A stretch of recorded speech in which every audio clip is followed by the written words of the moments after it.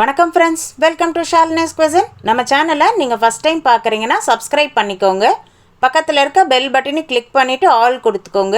அப்போ தான் நான் போடுற எல்லா வீடியோஸுமே உங்களுக்கு அப்டேட்டாக வரும். இன்றைக்கி நம்ம பார்க்க போகிறது நல்ல டேஸ்டியான ஆப்பம் ரெசிபி. இந்த ஆப்பம் செய்கிறதுக்கு நான் ரேஷன் பச்சரிசியும் இட்லி அரிசியும் தான் யூஸ் பண்ணியிருக்கேன். நல்லா சாஃப்டாக பஞ்சு போலவே இருக்கும். இதே மெத்தடில் செஞ்சு பாருங்கள்.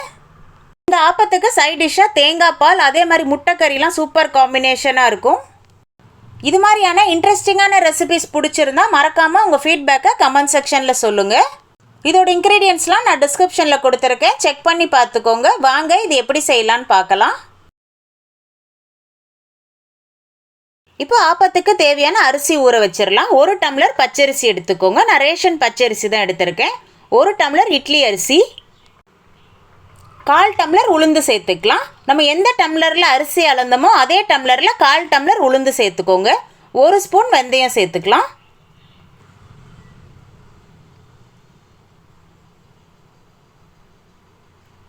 இப்போ அரிசி உளுந்தெல்லாம் நம்ம 2-3 வாட்டி நல்லா கழுவி எடுத்துக்கலாம்.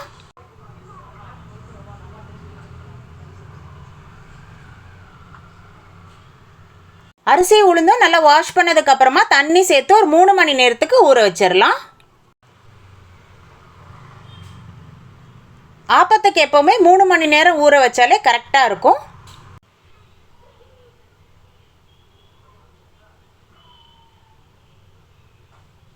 இப்போ 3 மணி நேரம் கழித்து பார்க்கலாம். அரிசியும் உளுந்தும் நல்லா ஊறிடுச்சு. இப்போ நம்ம தண்ணி வடித்து எடுத்துக்கலாம். நீங்கள் அளவு கொஞ்சம் கூடுதலாக சேர்த்திங்கன்னா நீங்கள் கிரைண்டரில் கூட அரைச்சிக்கலாம். நான் இது கொஞ்சமான்றதுனால நான் மிக்சியில் தான் அரைக்க போகிறேன். 1 கப்பு வடித்த சாதம் சேர்த்துக்கோங்க. இப்போ சாதம் சேர்த்துட்டு நம்ம தண்ணி ஊற்றாமல் முதல்ல அரைச்சி எடுத்துக்கலாம். சாதம் சேர்த்துட்டு இந்த அளவுக்கு அரைச்சோன்னா நம்ம அரிசி ஊற வச்சுருந்தோம் இல்லையா, அதே தண்ணி கொஞ்சமாக சேர்த்துக்கலாம். நல்லா நைஸாக அரைச்சிக்கோங்க. இப்போ இந்த மாதிரி பக்குவத்தில் அரைச்சிக்கோங்க. நம்ம தோசை மாவோட கொஞ்சம் தண்ணியாக இருக்கணும். இப்போ அந்த மிக்ஸி ஜாரில் கொஞ்சமாக தண்ணி சேர்த்து அதையும் இதில் கலந்துக்கலாம். இப்போ மாவை நல்லா கையில் நல்லா கரைச்சி விடுங்க. இப்போ நம்ம உப்பு எதுவுமே சேர்க்க போகிறதில்ல. இப்போ நல்லா கரைச்சதுக்கப்புறமா 8 மணி நேரத்துக்கு நல்லா புளிக்க விட்டுறலாம்.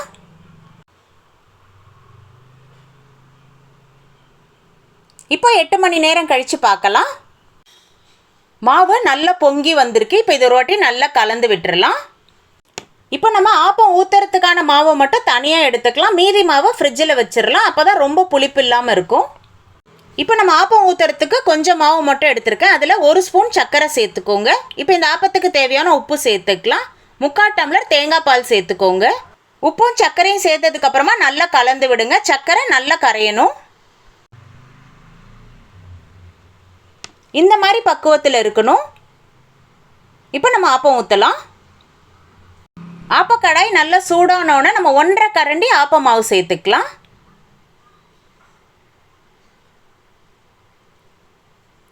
இப்போ இதை லைட்டாக இப்படி சுற்றி விடுங்க.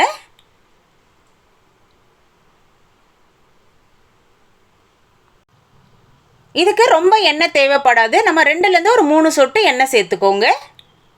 இப்போ இதை நம்ம மூடி போட்டு வேக வச்சிடலாம். இப்போ ஆப்பம் வெந்துருச்சா பார்க்கலாம். நடுவில் நல்லா சாஃப்டாக பஞ்சு போல் இருக்கும். மேல் பக்கம்லாம் நல்லா கிறிஸ்பியாகவே இருக்கும். ஆப்பம் பாருங்கள், நல்லா பர்ஃபெக்டாக வந்திருக்கு. இந்த ஆப்பத்துக்கு சைட் டிஷ்ஷாக தேங்காய் பால் இல்லைன்னா கார சட்னி, முட்டைக்கறியெல்லாம் சூப்பர் காம்பினேஷனாக இருக்கும். இந்த ஆப்ப மாவை நம்ம 2லேருந்து 3 நாள் கூட ஃப்ரிட்ஜில் வச்சுக்கலாம். ஆனால் இந்த தேங்காய் பால் மட்டும் சேர்க்காமல் வச்சுக்கோங்க. தேவைப்படுறதுக்கு கொஞ்சம் மாவு எடுத்துகிட்டு மட்டும் சேர்த்துக்கலாம்.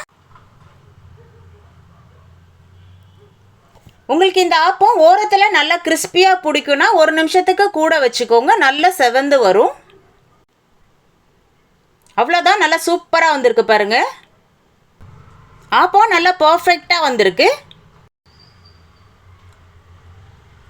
அப்போ நல்லா சூப்பராக ரெடி ஆயிடுச்சு பாருங்கள். இந்த ரெசிபி உங்களுக்கு பிடிச்சிருந்தா லைக் பண்ணுங்கள். உங்கள் ஃப்ரெண்ட்ஸ் அண்ட் ஃபேமிலியோடையும் ஷேர் பண்ணுங்கள். மறக்காமல் ஷாலினிஸ் குவிசன் யூடியூப் சேனலை சப்ஸ்கிரைப் பண்ணிக்கோங்க. பக்கத்தில் இருக்க பெல் பட்டனை கிளிக் பண்ணிவிட்டு ஆல் கொடுத்துக்கோங்க. அப்போ தான் நான் போடுற எல்லா வீடியோஸுமே உங்களுக்கு அப்டேட்டாக வரும். எப்படி இருந்துன்னு கமெண்ட்லேயும் சொல்லுங்கள். தேங்க்ஸ் ஃபார் வாட்சிங்.